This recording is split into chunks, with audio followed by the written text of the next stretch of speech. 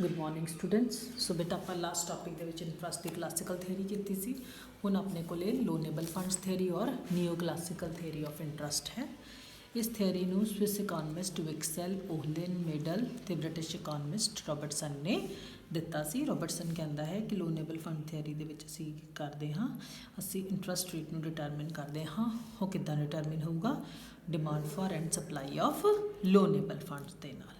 ये थैरी है जोड़ा ये मॉनेटरी फैक्टर्स को कंसीडर करती है। मॉनेटरी फैक्टर्स लाइक मनी को असी किस तरह के नाल होल्ड इकट्ठा करके रखते हाँ, bank credit along with real factors like saving investment को भी कंसीडर करते हाँ।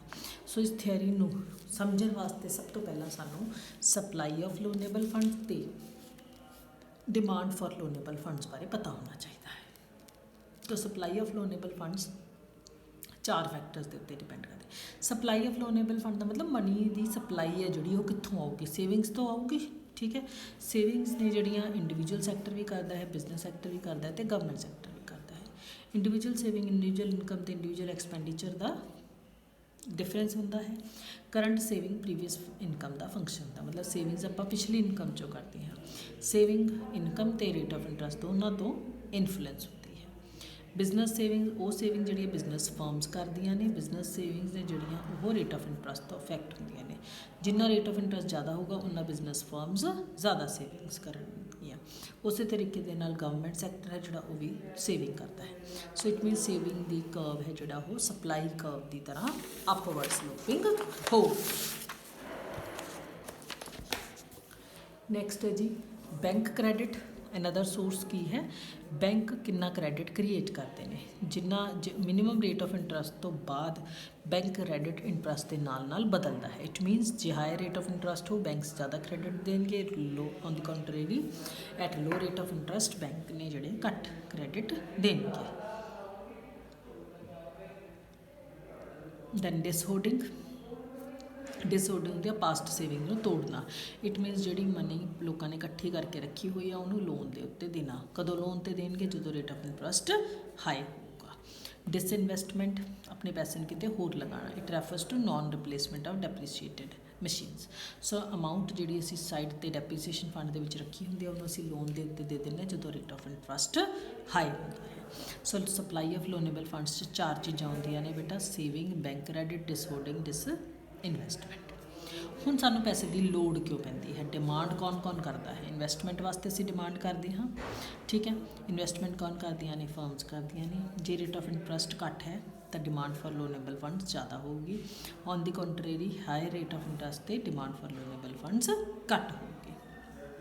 कंजम्पशन, जो कंजम्पशन इनकम तो वध जाती है तो लोगों को मनी बोरो करनी पैंदी है। सो प्राइवेट इंडिविजुअल्स ते जिहड़े हाउस होल्ड्स ने वो डिमांड करते हैं लोनेबल फंड्स की जो उन्होंने कंजम्पशन वास्ते लोड़ होंगी। Ordinarily there will be more demand for loanable funds at low rate and high demand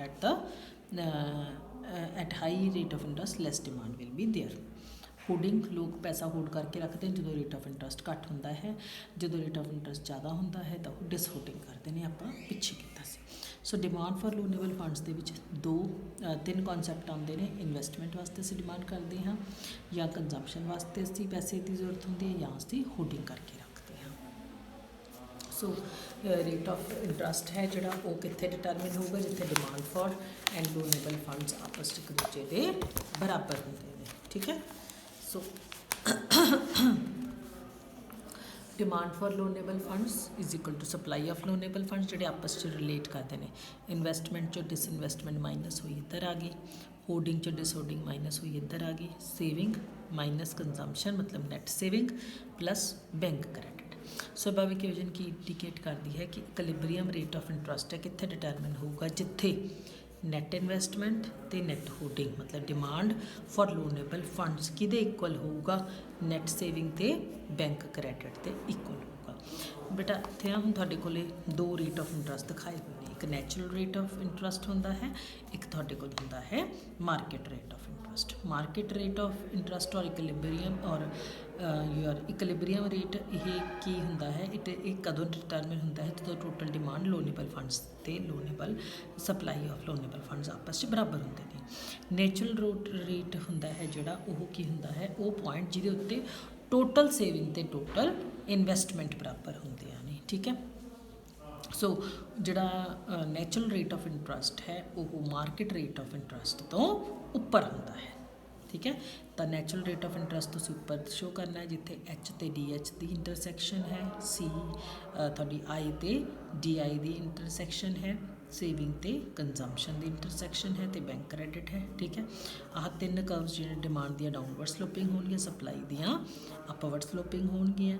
ਉਸ ਤੋਂ ਨੀਚੇ ਕਿਤੇ ਵੀ ਤੁਸੀਂ ਡਿਮਾਂਡ ਤੇ ਸਪਲਾਈ ਦਾ ਇੰਟਰਸੈਕਸ਼ਨ ਦਿਖਾ ਦਿਓ। ਦੇਖੋ ਕੀ ਕਰਨਾ ਹੈ ਤੁਸੀਂ, ਪਹਿਲਾਂ ਡਿਮਾਂਡ ਤੇ ਸਪਲਾਈ ਦਾ ਇੰਟਰਸੈਕਸ਼ਨ ਹੋ ਗਿਆ, ਕਿਤਾਬ ਦਿਖਾਤਾ। ਫਿਰ ਦੂਜਾ ਰੇਟ ਆਫ ਇੰਟਰਸਟ ਹੈ ਜਿਹੜਾ ਤੁਸੀਂ ਉਹ ਕਿਵੇਂ ਦਿਖਾਉਣਾ ਹੈ, ਜਿੱਥੇ ਇਹ ਤਿੰਨੋਂ ਚੀਜ਼ਾਂ ਦਾ ਇੰਟਰਸੈਕਸ਼ਨ ਸ਼ੋ ਕਰਨਾ ਹੈ ਤੁਸੀਂ।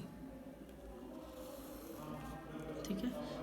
ਆਹ ਇੱਦਾਂ ਇੱਥੇ ਆ ਕੇ ਤੁਹਾਡਾ ਜਿਹੜਾ ਹੈ ਇਹ ਓ ਐਨ ਨੈਚੁਰਲ ਰੇਟ ਆਫ ਇੰਟਰਸਟ ਆ, ਤੁਹਾਡਾ ਮਾਰਕੀਟ ਰੇਟ ਆਫ ਇੰਟਰਸਟ ਹੈ ਜਿਹੜਾ ਇਹ ਤੁਸੀਂ ਆ ਥੋੜ੍ਹਾ ਜਿਹਾ ਤੁਹਾਡੀ ਲਾਈਨ ਇੱਥੇ ਆਉਣੀ ਚਾਹੀਦੀ ਹੈ ਇੱਦਾਂ।